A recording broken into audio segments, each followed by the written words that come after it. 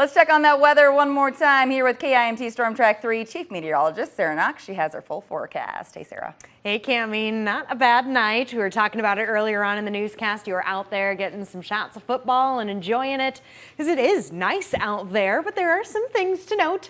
One of them, the lower clouds. Now, most of these clouds not exactly on the ground, but because our Mason City Live Eye is very high up in the air, we got some cool looking fog. Yeah, the clouds moving, and as they are, the camera just in the way. They're just sitting a little lower, closer to the surface, because saturation point is a little closer to the surface. And when I say that, I mean dew points as you rise, at least tonight, are getting a little cooler, and then that's when the temperatures get a little cooler. They meet each other, and here we go. We get lower hanging clouds. All right, the point is it's cool looking, and we can see, just if you look very slowly here, they're just moving on. There's a very light breeze out there. It feels pretty good overall, and visibility not too bad in Mason City, sitting at around 5 to 10 miles, which isn't bad. We usually like to see 10 plus, but none of us getting that 10 plus miles of visibility right now.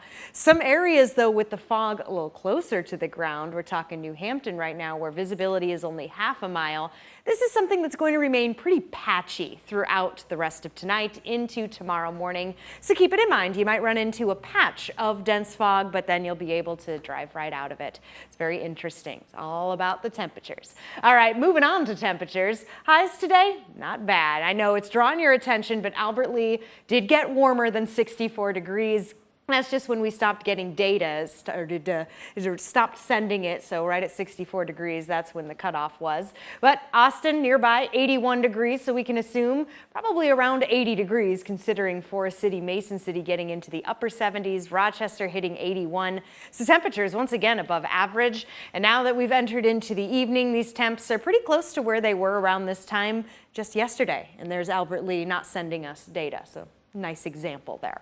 It is currently 66 in both Mason City and Rochester. A few of us still hanging out in the 70s, but not for too much longer. All right, now on to the bigger news, satellite and radar. Nothing really going on now, but there is plenty going on around us, and my attention is further to the south. We can see just over the last hour how quickly a lot of this is moving north. It's losing some of its energy, so I'm not expecting anything crazy tonight. Just a few spotty showers here or there. It lasts into the morning, but because we are still stuck in this low pressure spin, our chances for rain don't end Friday morning. They're going to continue Friday afternoon into the weekend.